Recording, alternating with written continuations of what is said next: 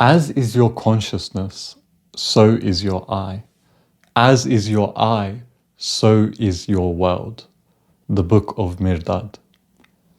This quote encapsulates all of manifestation, the fundamental principle of manifestation. It is all about your perception of self, what you perceive to be you, what you identify with, what you cling onto in your conscious experience is the reality that is created. This is the foundation. First, we need to understand this. But this alone isn't enough to actively be able to manifest and create the desired reality that you want. And that is all manifestation is, the ability to create a life, a reality that you want, that you are aligned with, that you are in tune with. It's nothing mystical or mysterious, really. I mean, there are some elements of it that can be quite mystical, but in principle, it just means to create a reality that you want. So pretty much everyone, 99% of humans, are manifesting and want to manifest. And most humans are also just doing it unconsciously. You are already creating a reality. You might just not be conscious of the reality that you're creating. So, like most people, I was quite dissatisfied with my reality. And I dove into this manifestation stuff, but I didn't really understand it when I first got into this world. I felt like it was an ego trap. I felt like I was tricking myself, like it was self-deception. I wanted to change my reality, but I just didn't want to engage it in this kind of spiritual, delusional way. I thought that this stuff just wouldn't work for me, and that if it did work for people, they were just tricking themselves and it wasn't true. And that's kind of where I was at a couple years back when I was getting into this manifestation stuff.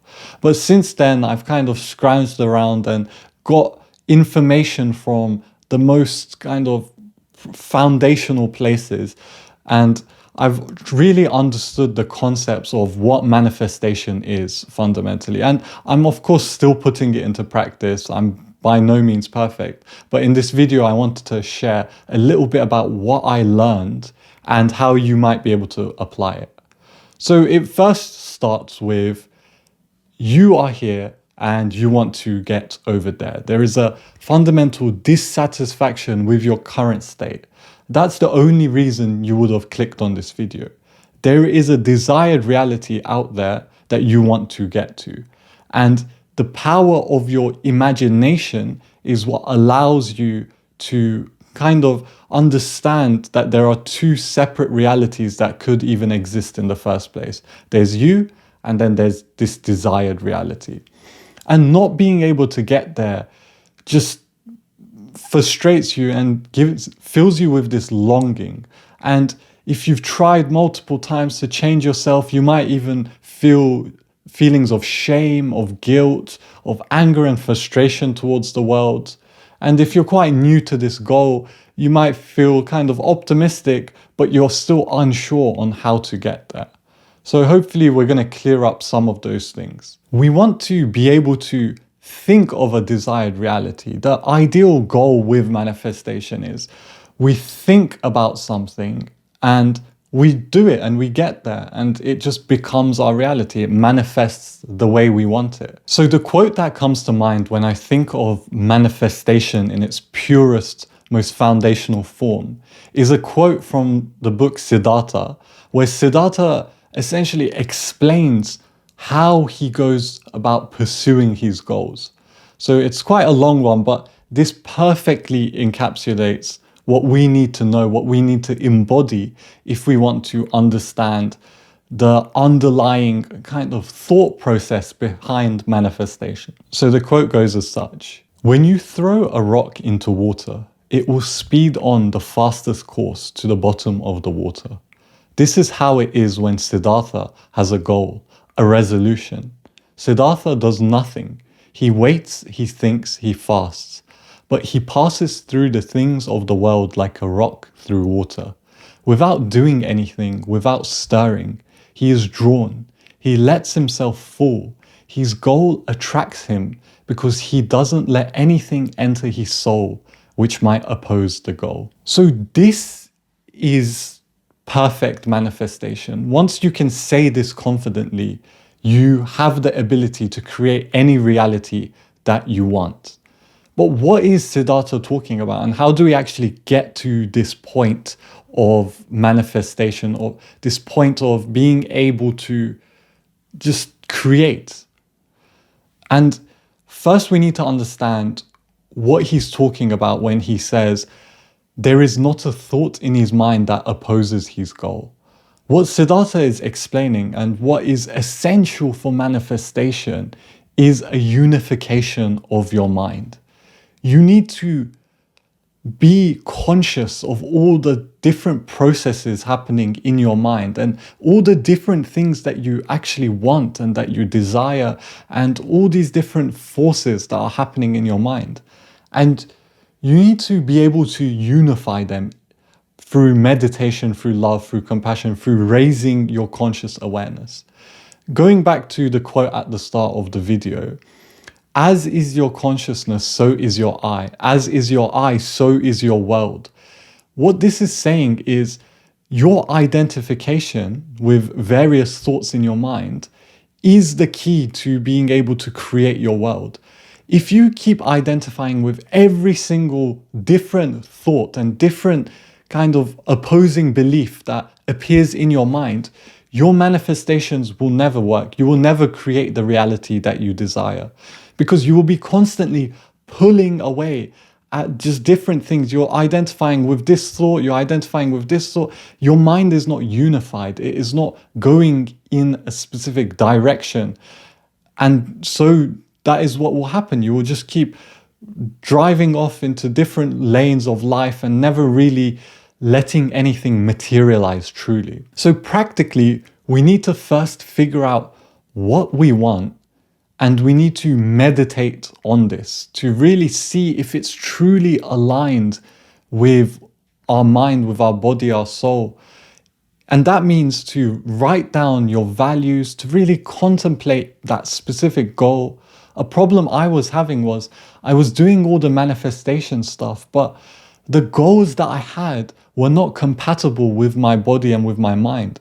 They were kind of projections of social conditioning, and so they never really worked out.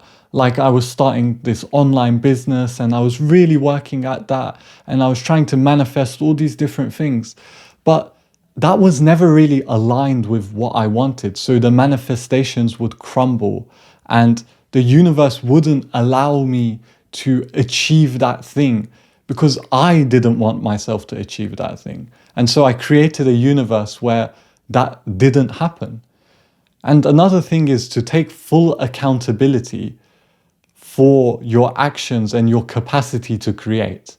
And that is also paired with a surrender, which we're going to get to. It's quite paradoxical, but it makes complete sense once you intuit it. So yeah, practically understand your values, write them down, then actively spend 15 minutes a day visualizing what you want your desired reality to be like. And this is the key part. So this is the key part in the whole video. It's to understand, once you know what you want, you have to assume it to be true. And this might sound very counterintuitive, but this is a fundamental law in which the universe and which creation works with. Your words are taken literally by the universe, by your mind, by your capacity to create. When you say you want something, what the universe hears is, I do not have that thing. You have to assume it to be true. You need to live from a place of already having fulfilled that desire. So this is the loop of assumption and attention. You assume something to be true, you give more attention to it. When you give more attention to it, you assume it to be true. And these things just loop round and round and round. And then before you know it, the thing that you initially desired that you did not have manifests. And this idea of not having things is also it's a bit of a weird one, and this can get kind of mystical and a bit woo-woo, but it has some very, very real weight to it and a lot of truth to it. There isn't actually anything you don't have. And this might be weird. You might be saying like, whoa, but wasn't this whole point of this video like, oh, we have a desired place, we're not there. And what do you mean I don't have it? I literally don't have this. So yeah, hear me out for a second. This seemed quite weird at the start when I first understood it. But first we need to understand what consciousness really is. Consciousness is everything. It's a complete unboundless space of infinite creativity. It's not even a space. It's beyond space. It's beyond time.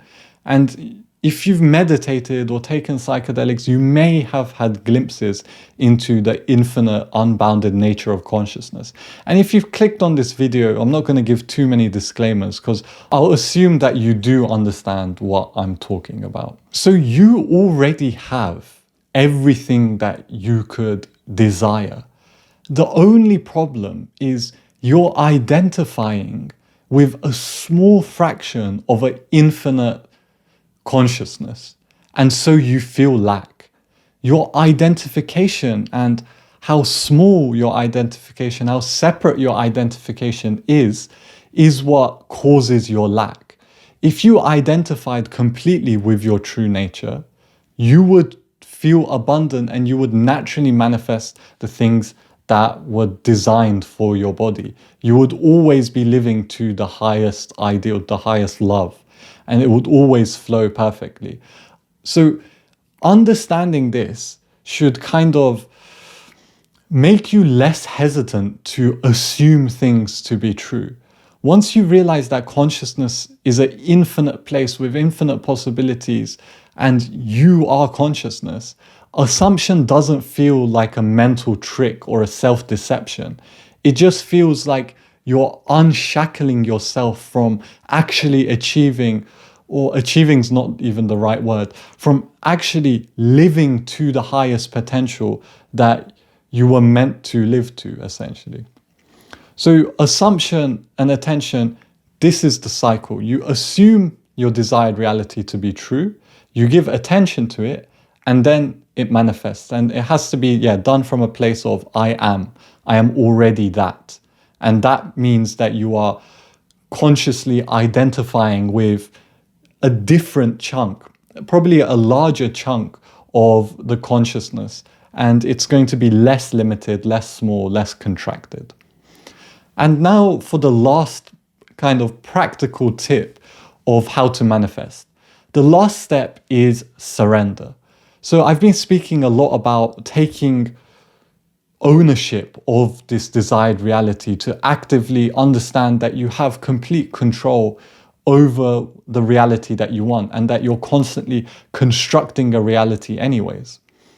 But this last step is the other side of the coin. So it's the feminine side versus the masculine side. The masculine side is the intention and the feminine side is surrender. And these are both two sides of the same coin. They're really the same thing at the highest level, but they might seem quite different initially when your consciousness, where you haven't been meditating on the idea as much, which is completely okay. So surrender. Surrender means to let things be as they are and to welcome things as they are. And once you've set your intention, you have to embrace the feminine side and trust that the universe will give you the things that you need in that moment. Even if you can't consciously decide, like even if you haven't consciously decided that's what you want, trust that the universe has a higher intelligence that will send the things that you need your way. And this requires a lot of faith and a lot of surrender. And again, you might be skeptical initially to put faith in the universe, God, or wherever it may be. You might be thinking to yourself, how can I do that? I need to control, I need to create my reality like you were talking about. I need to do it. And look, yes, you need to do it. But your mind, or the mind you identify with now, is very limited in intelligence and ability. It can set intentions very well, but you don't really have control over 99% of the factors that you think you have control over. And this is where surrender comes in. You surrender and you let things come, and you just don't resist things. And weirdly enough, and almost counterintuitively, things tend to work out so much better. And I've experienced this personally. The times when my life has been going the smoothest is the times where I've had the less resistance, the most faith, the most trust in the universe, and I've surrendered the most. And you can't plan, like you can't always know what you need, but the universe, or just this whole system, whatever it may be, whatever you like to call it, does know. It always provides you with challenges and things that you can overcome, that you can use to grow, to evolve, to manifest into your higher self. And like I said, it might sound a bit counterintuitive. And this is also another thing to meditate on, your capacity to surrender to a vision, to assume it, to give attention to it, and then to surrender those intentions to a higher will or a higher plane of consciousness, you could even say. But yeah, that's pretty much what I wanted to talk about in this video. To sum up, practically, we understood that manifestation is dependent upon your conscious identification with things. You carve out a certain set life from an infinite variation of different identifications that you could have. And that life is constantly created by assumption and attention and those underlying beliefs that you have about how you are. So we realized to manifest, you need to assume, and then you need to give attention to it, and then you need to surrender that intention and that assumption to the universe, to God, whatever it may be. And this will create your desired reality. And manifestation is nothing but creating a desired reality. It's nothing too mystical. It's simply getting a reality that is in line with your mind and your body. So hopefully that video helped. And if you have any other questions, if something wasn't clear, feel free to comment down below. And if you enjoy this type of content, if you like the way I explain this concept, feel free to subscribe. There will be more to come. So thanks for watching and take care.